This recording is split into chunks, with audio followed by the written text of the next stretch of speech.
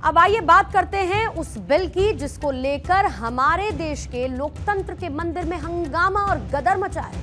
वक्फ board संशोधन bill, amendment bill आज केंद्रीय मंत्री किरण रिजिजू ने लोकसभा में पेश कर दिया। बिल पेश होते ही सदन नारेबाजी से गूंज उठा। विपक्ष की आलोचना के बाद इस बिल को जेपीसी के पास भेजने का प्रस्ताव रख दिया गया।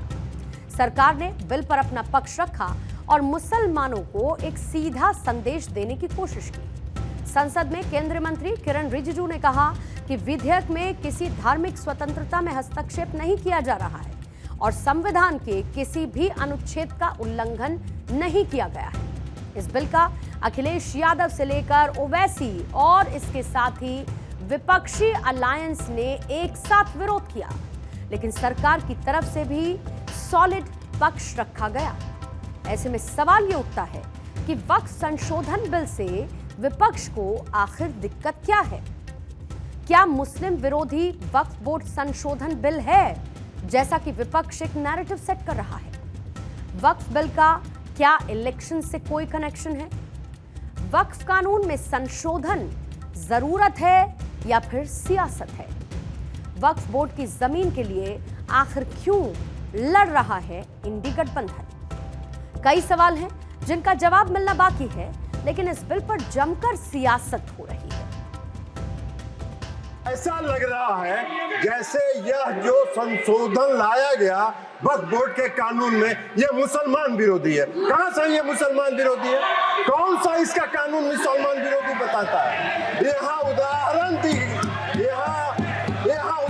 दिया जा रहा है कि अयोध्या की मंदिर गुरुबाई, अरे मंदिर और संस्था में अगर अंतर आपको नहीं समझ में आ रहा है तो आप कौन सा तर्क खोज रहे हैं? To be removed, encroachments happen. Section 37 removes protection to work properties. Section 40 prejudicial amendments. And the government is, sir, government कह रहे हैं कि हम महिलाओं को दे रहे हैं।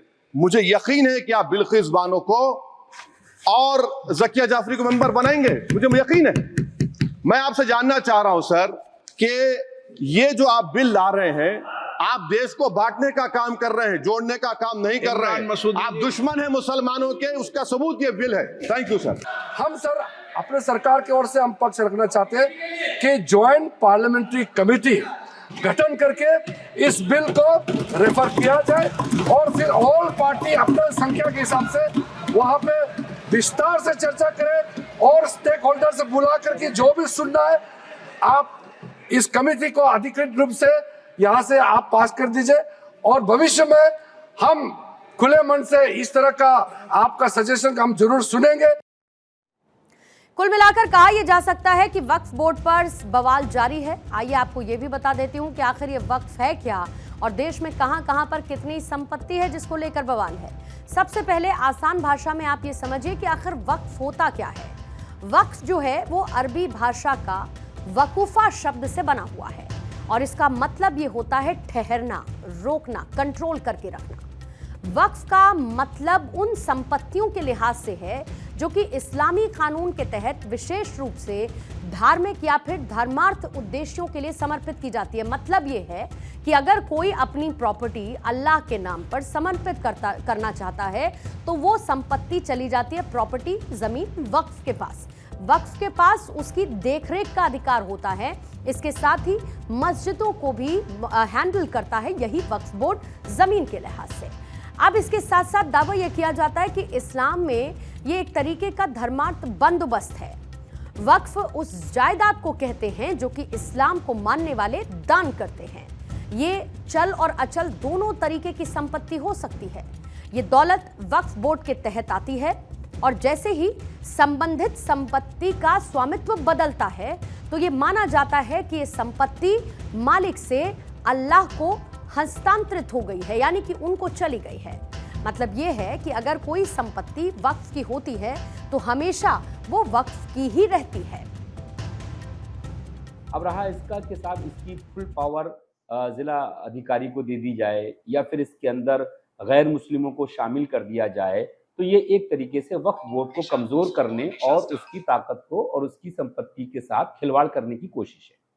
भाई जब ये वक्फ बोर्ड मुसलमानों की खुद की संपत्ति है तो इसके अंदर दूसरे समुदाय के लोगों को शामिल करने की क्या जरूरत है? हम इसका पुरजोर विरोध करते हैं।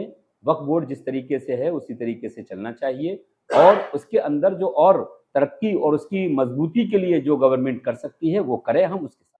अब देखिए, बवाल है, सियासी बवाल। तो वक्फ बोर्ड के पास कितनी संपत्ति है, दावा क्या है इसको लेकर, वो भी आपको बता देती हूँ। दरअसल दावा यह है कि 15 साल में वक्फ बोर्ड की संपत्ति डबल हो चुकी है, दोगुनी हो चुकी है। दरअसल देश में वक्फ बोर्ड के पास 8 लाख एकड़ से ज्यादा की जमीन है, जिसमें अचल संपत्ति 8,72,321 है और जो चल संपत्ति है वो 16,713 है। वक्फ बोर्ड की प्रॉपर्टी का डिजिटल रिकॉर्ड जो दिखाता है वो 3,29,995 का दिखाता है। सबसे ज्यादा उत्तर प्रदेश में वक्फ बोर्ड की जमीन है। उत्तर प्रदेश वक्फ बोर्ड की प्रॉपर्टी 1,24,735 है। कर्नाटक वक्फ बोर्ड की प्रॉपर्टी 33,147 है। तेलंगाना वक्फ बोर्ड की प्रॉपर्टी 32,158 है। आप ये भी जानिए कि वक्फ बोर्ड की अचल संपत्ति कितनी है, जिसको लेकर सबसे ज्यादा बवाल मचा है, जिसे विपक्ष ने लगातार मुद्दा बनाया हुआ है।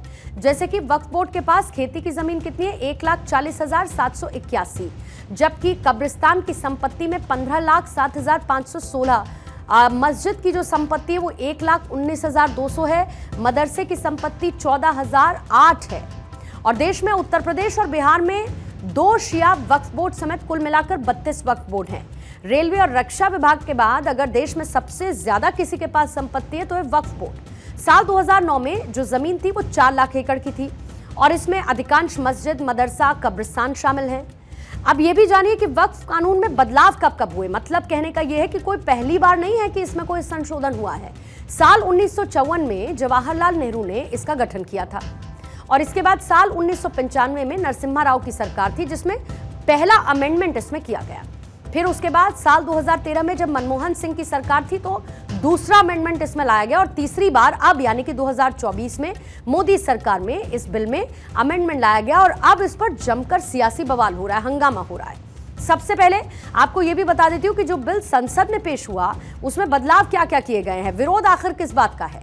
दरअसल जो वक्फ अमेंडमेंट बिल है 2024 उसमें पुराने 44 सेक्शंस को अमेंड किया गया है। जैसे कि सेक्शन 40 खत्म हो जाएगा, वक्फ एक्ट 1955 का नाम बदल देगा।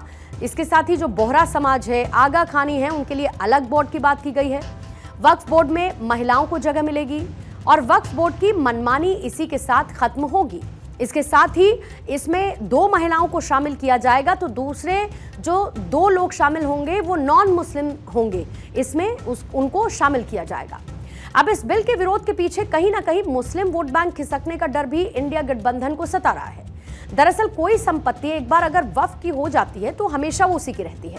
अब सरकार ऐसे ही विवादों से बचने के लिए संशोधन विधेयक लेकर आया जिसमें मुस्लिम महिलाओं को बोर्ड में रिप्रेजेंटेशन मिलेगा और गैर मुस्लिमों की एंट्री भी होगी, जो कि विवाद और विरोध की एक बड़ी वजह मानी जा रही है। इस पर हंगामा, राजनीति सड़क से लेकर संसद तक लगातार जारी है, लेकिन ये आप मान के चलिए कि इसको लेकर जो सियासत हो रही है वो सियासत बहुत जल्द थमने वाली है नहीं। इसको लेकर अभी सियासत और गर्माई।